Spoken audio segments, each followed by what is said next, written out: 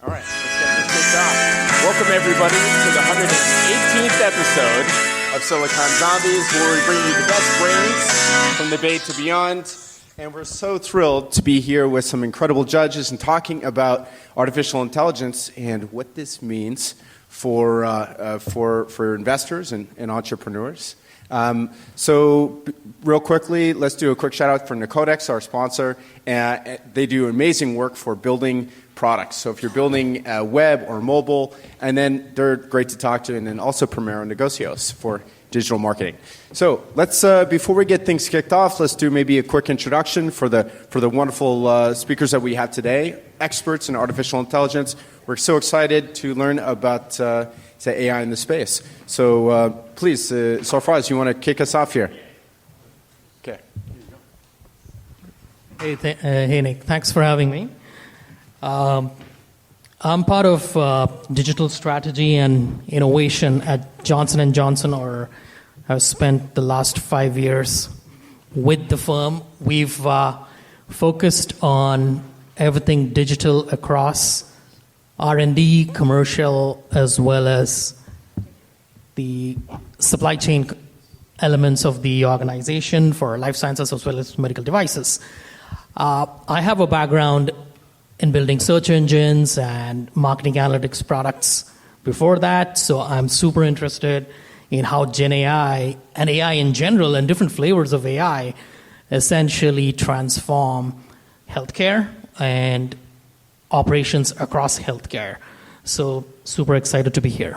Wonderful. Thank you, Sarfraz from Johnson & Johnson. Next, we've got Dr. Jin Lee from the Oxford Angel Fund. Dr. Lee, do you want to share a little bit here? Thanks for having me. I think we're the only two on healthcare, and it's this panel. Cool. I'm Jin. I previously worked in health insurance, hospital systems, and pharma, both in corporate innovation as well as venture arms. I am now an angel investor in Oxford Angel Fund, where we invest in companies where one of the founders is affiliated with Oxford University in England. I also do startup advising, mostly in digital health and software as medical device, and commercialization. Great. Mr. Aaron Rose from GT Ventures. Yeah, thank you. Good to see some old friends, new ones, people I've been seeing in a long time. But yeah, Aaron Rose, I'm an angel investor operating under the name GT Ventures. Been doing this for 31 years now, from the dot-coms and now to the frontier technologies. Things I'm looking at is AI, but in specific sectors and verticals. Climate technology is one. Defense technology is a second. Resilient cities, resilient technology, and infrastructure, and cybersecurity and cyber resilience are those the focus of my portfolio. Great. Adry from Samsung. Catalyst, please. Hi, everyone. My name is Adry Elmilady. I'm part of the Samsung Catalyst Fund. It's a fund associated with Samsung Semiconductors, which is an entity under Samsung Electronics. Background, various technology, engineering, and business development, corporate development roles at technology companies, Meta, Samsung, and Qualcomm before that. The focus of our fund is deep tech as it relates to infrastructure and also mobility use cases, phone and other edge use cases. Innovation in processors, hardware for AI, interconnection between memory and compute are very interesting areas for us. Bharat. Hi, I'm Bharat Gupta. I've been in the Valley for ever. It's been 40 plus years. Started out in semiconductors and then moved into communications and then security and more recently AI. I've invested through Redwood Ventures in a whole slew of companies, and then I've invested personally. So in total about 50 companies. I've sat on the boards of about 35. I've had 17 exits. And the areas I focus on are semiconductor materials, communications, security, and of course, AI. And Jukka, please. Thank you. My name is Jukka, Alanen, managing partner of Rebellion Ventures. Rebellion is a specialized seed and pre-seed firm here in Silicon Valley that helps entrepreneurs build AI and automation companies to revolutionize operations and business models, leveraging our operating track record, including building companies to multi-billion-dollar IPO and M&A outcomes, and our network of over 60 leading operating executives and industry experts who are limited partners in our firm and also advisors to our portfolio companies. I come myself from a long, over 20-year operating executive background. I've helped build 3 VC-backed startups to $3.5 billion in IPO and M&A exits, including most recently PagerDuty, where I led the strategy to help revolutionize digital operations with AI and automation. And we focus on startups that create 10x to 100x type of economic value and ROI to customers by disrupting the status quo of old manual ineffective operations and business models and bringing new ways to automate processes, augment humans, and enable new AI-powered products and business models. And then we leverage this unique network of over 60 leading operating executives and industry experts with whom we partner in our firm, who then help and coach and advise our portfolio companies. Great. What a remarkable panel. Well, let's dive right into it. Dr. Lee, there's so much that's changing constantly on a weekly basis. How are you educating yourself and staying ahead of the trends when it comes to artificial intelligence? AI in healthcare is, I guess AI in general is considered the Wild Wild West right now. But AI in healthcare is especially so because everything in healthcare, if we don't do it right, people could die, right? Forget about losing money, but people could die. So, and then in pharma space, medical device space is heavily regulated. So FDA and several agencies at the federal level is trying to come up with guidance. Obviously, they're trying to keep up. I would say agencies in Europe do that much better, not only about AI, privacy, data representation, safety, but when it comes to AI as software as medical device, right, how well is your AI software compared to the traditional medical device? The comparables, the clinical trials is still there. So AI is a new tool that the government regulators is trying to catch up. In terms of me getting myself educated, I rely a lot on LinkedIn, my friends, trying to drink from the fire hose like everyone else in this room. You bring up an interesting point of regulation, and what role does it play in where AI continues to develop? And this is just for everybody else on the panel here. Does anybody else want to take a stab at regulation in AI? Well, the Associated Press just put out an article 40 minutes ago talking about It's fresh. Yeah, and proposed changes to the European Union's laws on AI. The EU certainly has taken the lead on data privacy with the GDPR, and the rest are trying to catch up. But even on data privacy, regulations are trying to catch up, let alone for AI. So, we haven't heard the term mentioned net neutrality in a while, but, that hasn't really gone away. So there's a lot of talk about regulation. I personally favor regulation, and I'm very pessimistic, though, in the sense that we're just not going to get it. Now, what Dr. Lee has said, that in certain sectors, if things go bad, people die. That might stimulate some regulation of some kind, but in today's political climate, whether it's in the United States, whether it's the European Union, with other issues taking place affecting, those are the challenges. The one area that might be of something I'm watching, because I have an international portfolio, is how other countries are leading in AI, and specifically like China, and the deploying of their systems in what we call the global south. And so that will be interesting to see. But I think at this point, we're still in the discovery phase of what regulation looks like, with regulators and congressional people, no disrespect, that really still, I don't think, quite understand how things operate in technology. Yeah, Jukka, please.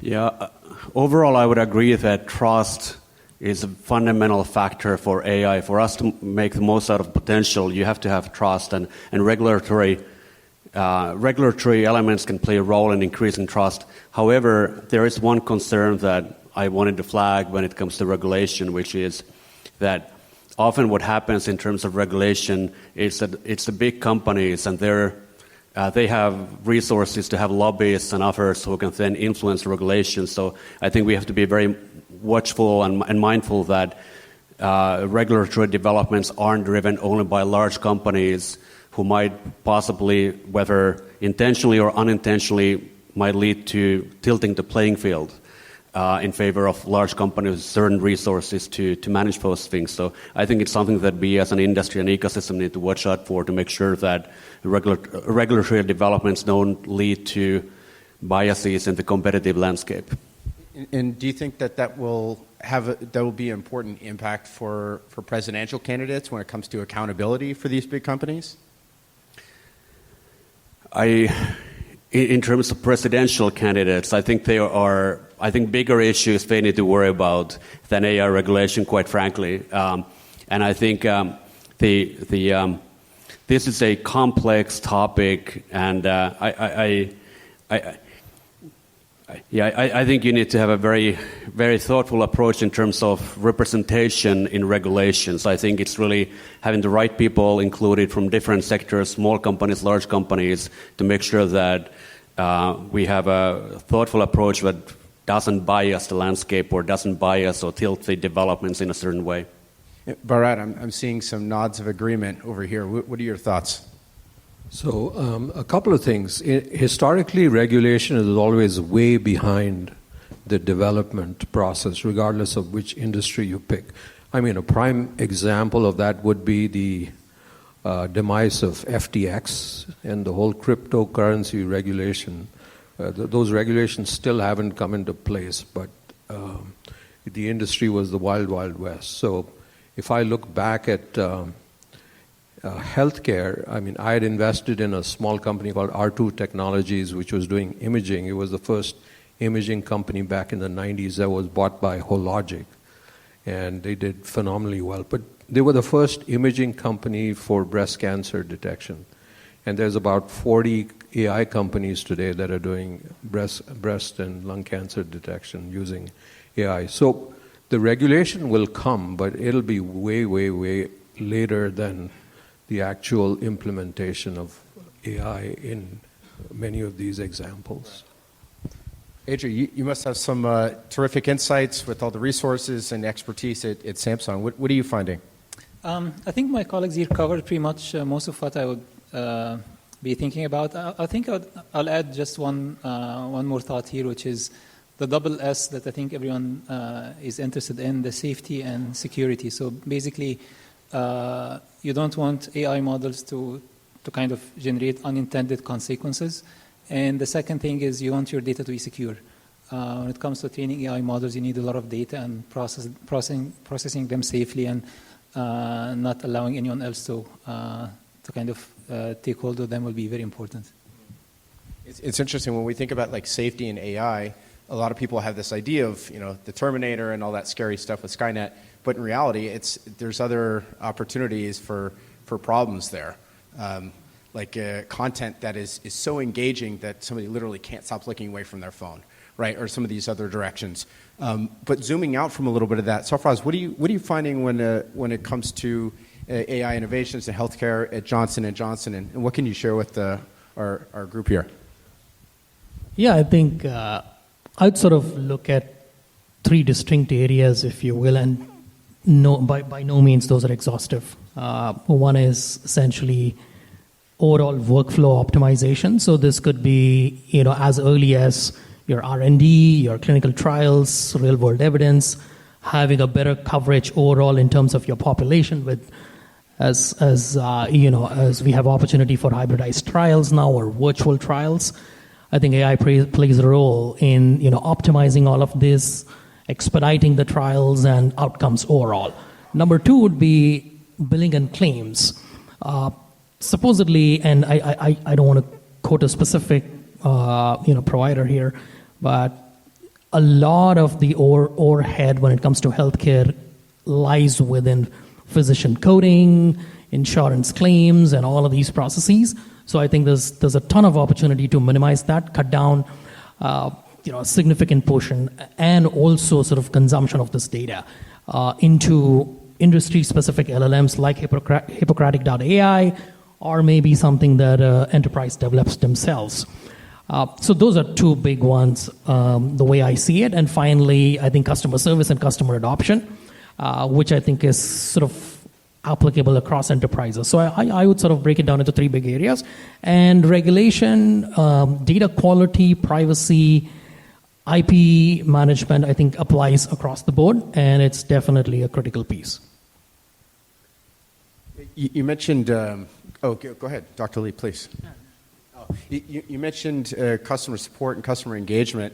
It's interesting to think of what these large language models are able to provide, not internally, just as far as accessing the right information, provided that the individual has the right permissions and structures, but even going out to customers and being a resource for customers. What is that going to look like around LLMs with these large data sets and organizations like J&J or some of these larger medical companies?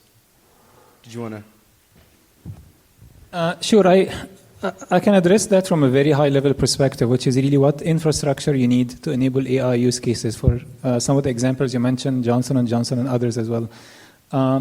We're looking in the Samsung Catalyst Fund at a lot of innovations in infrastructure. How do you make infrastructure works better, so better performance, consume less power, and also have lower latency so you can get the results faster.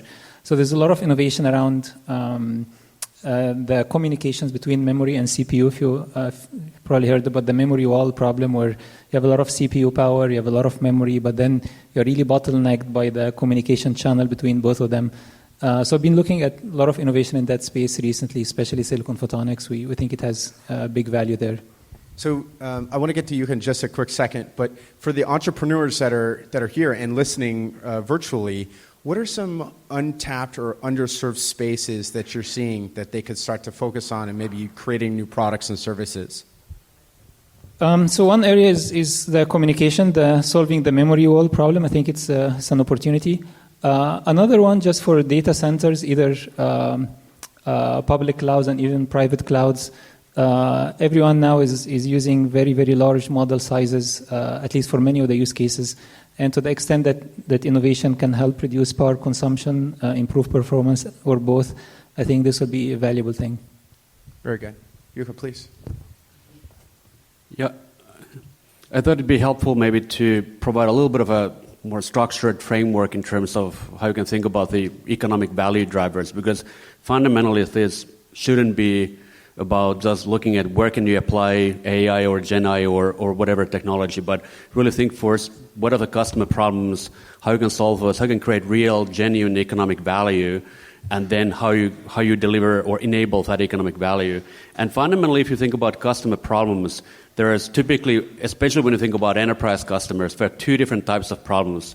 Problem number one is that you've got low productivity due to a lot of manual, ineffective work, ineffective operations, and all companies are basically under pressure to improve their productivity. So that's one big problem. The second big problem is that companies need new revenue growth. They need new innovative products and services, and that enables new revenue streams. So when you think about then how AI fits into that, it's really in terms of productivity, it's two things. One is you automate processes, or you augment humans with assistants and co-pilots and so on. So those are key things that you can do there. Or then you enable new AI-powered products and services and business models that can unlock new revenue streams, new types of services. And originally, I think this has started initially mainly from productivity gains and productivity improvements. But I think over time, I'm seeing more and more also new product and service innovation that can drive revenue growth. But I think it's important to have a framework of how you deliver economic value, because otherwise you can get lost in the technology. And often I see that the magic combination happens when you combine deep domain expertise about customer problem in a certain industry vertical or functional business process with the know-how of how do you apply AI and automation to solve those problems and really revolutionize or radically change or transform the process or business model. And what are going to be some of the better educational resources for helping people not only understand these applications, but understand how to implement them? Yeah, I think there are two parts to that. I think number one is to really start by deeply understanding what does it look like today, the status quo from customer perspective, in terms of why is it ineffective, why is it manual, what's causing the waste, what's causing the delay, what's tying up human work in whatever is being done today. And then you can start systematically looking at, okay, how do can I come up with a new way of new type of process or new type of operating model that just is 10 to 100 times faster, cheaper than the old model. And I think there are a lot of technologies that can enable that to come reality, but I think you've got to be really grounded in understanding what those sources of waste or inefficiency are, and then you can have an arsenal of technologies in terms of what to do there. I'm practically seeing often that it's a combination of predictive AI and generative AI, not just applying LLM to a certain thing, but you have to have a combination of predictive and generative AI, and increasingly also tie a workflow around it so that you can have more of a closed loop automation workflow to act on that. That creates a more comprehensive solution. Bharat, please. Yeah, you asked about customer support, and I want to make a very important distinction. LLMs are great for gathering data, analyzing it, and so on. But they're good for the 80-20 element, especially when it comes to dealing with customers. Because, for example, if you're dealing with transactions or if it involves any money-related actions, LLMs hallucinate. And the last thing you need is anything legal, anything that's healthcare related, or anything that's money related that you get wrong. So, the company where I sit on the board, we do it differently. We do it with cognitive AI, not generative AI, not predictive AI. It's cognitive AI, which takes it to a completely different level. And that gets your actions completely accurately, as opposed to in the example with LLMs, where it's sort of statistical and, could be wrong. So that's a very important distinction with regard to the limitations of LLMs. I see. Yeah, it's interesting you mentioned that. Well, first of all, Jukka, you mentioned Copilot. It's kind of fascinating that half of the code on GitHub right now is AI generated, which kind of I think a sign of things to come.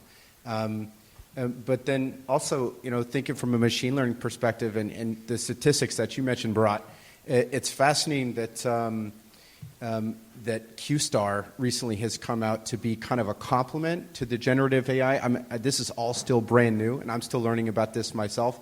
But as I understand it, it's more of a solid structural approach to mathematics and chemistry. Do any of you want to comment on QStar here? Well, just taking that thread forward, I think, I spend time working on sort of spell corrections and query alterations problems at a search engine. So the Gen AI we are talking about today is essentially a keyword predictor, like somebody mentioned here. Now, I think, Nick, what you're alluding to is basically now having the ability to solve mathematical problems, right? So this takes the system to the next level, where you're now able to look at chemistry or material science, protein prediction, and a bunch of other. It's still very early, and what I think OpenAI, who came up with this product, and I think with their recent release, talking about is very early, basic level mathematical computations, and I think the opportunity is there to take it forward. So I just wanted to add there. Great. Thank you, Sarfraz. Dr. Lee or Aaron, any thoughts on the recent innovations around QStar and what this may mean for artificial general intelligence? I'll just hone in healthcare. So to your earlier questions about customer support in healthcare means better patient engagement or assisting our physicians to reduce clinical workflow and reduce clinical burnout. There's more physicians leaving the workforce than ever in our generation. So there's a huge healthcare problem. And then when it comes to application of AI, FDA actually have passed about 25 AI algorithms deemed as good as regular software as medical devices that people can use, and some of them, a lot of them also can get reimbursed by health insurance. So this field is rapidly growing. And then in pharma, there are giant companies like Insitico who does AI in drug discovery. So I think, in all sectors, especially in healthcare, we're very excited. I think both in patient care, medical devices, whether it be drug discovery, there's a lot more to come. I think one area that I'm deeply involved in, again, is defense technology. And one of the things that we're concerned with, again, not to scare the Terminator moment, but there are technologies out there being deployed that can predict the targets of drones and missiles, and we're seeing it actively right now in Ukraine, the Ukraine-Russian war. The regulators, again, whether it's healthcare or defense technology, I think when we look at QStar, its capabilities. But as I'm reading more about it, like you, Nick, I'm in the early stages of really understanding what it is and the capabilities. But it's got great potential. But I know for me, it's got some great concern, and that's an area that we're seeing evidence right now as we speak of the areas of concern. I'd like to add, maybe offer a couple more areas that could be opportunities for use cases as they relate to the electronics industry where I'm from. We're starting to see chip development leveraging AI to accelerate chip development, and there's a lot of iteration that happens, a lot of optimization that happens manually, and there's a good opportunity for AI to help there. And the second, when it comes to semiconductor manufacturing, in the context of building a lot of fabrication facilities in the US and the need for automation, there is a role for AI to play there, to automate processes, to improve scheduling. So two interesting areas for us that we're looking at lately. Can you talk a little bit real quickly about the abstraction layer? First of all, what does that mean? And then how are we getting closer to creating a digital brain? So let me pick the example of fabrication process for semiconductors. There is a lot of processes that you go through from you get a wafer, which is really the kind of the starting point for producing any semiconductors, until you reach a process of having a finished die, and the die is really a very, very small piece of silicon that goes into some of the black boxes you see if you open up your phone. There's tons of processes that happens on the way, and there's scheduling issues that you have to face as challenges as a semiconductor manufacturer. So to the extent that you can optimize that, you have the brain power, to your point, to optimize those processes and extract from each process the maximum output, so really be as efficient as possible for each process. That actually has a potential to lower the cost of semiconductors overall. Very good. We wanted to take a few minutes here to ask some questions from the audience for this wonderful panel here. So, yes. Just stand up. Terrific question. It was how much of this AI revolution is suited for startups versus more, like greater enterprise, like we're seeing some interesting with Cruise. And Jukka, you want to comment here? Really interesting question. As anytime I evaluate an investment opportunity, I'm thinking about ASV suitable for a startup opportunity, and does a startup really have an opportunity to do something revolutionary? And there are a few factors that I consider when I go through that thought process. One is do the incumbents have legacy architecture or legacy operating model that hinders their ability to radically innovate in this area? As obviously startups can have more of a clean sheet approach and really think ground up in terms of how to redesign or reimagine operations and workflows and processes. The second thing I think about is what kind of innovation is this? Is it incremental innovation, or is it fundamentally more radical or architectural innovation? Because if it's incremental, probably incumbents will just add features and they're able to do a lot of things with that. But it probably will drive more incremental value also. Whereas if it's radical architectural innovation, then as a startup you have a better chance, and then you can also create more revolutionary value for your customers. The other thing I think about is different categories of AI, as you've got generic AI infrastructure and foundation models like LLMs, and that tends to be highly capital-intensive game where Microsoft, OpenAI, and a lot of other companies are pouring in a lot of money. Valuations are very high, and it can be tough for a new startup to succeed there. Whereas if I look at applied AI and automation, where you apply it in a specific industry vertical or a specific business process, you have a lot more white space, a lot more opportunities for startups to innovate new things without being in competition with these big vendors. And then there are also some more specialized AI enablement platforms, like in computer vision, for instance, where you don't necessarily have to go into battle with OpenAI. So it really depends category by category what the dynamics are. So those are all things that I try to think about in terms of thinking about whether it's really a genuinely good startup opportunity. Great. Well, thank you. Let's give a round of applause to our panel and to our moderator.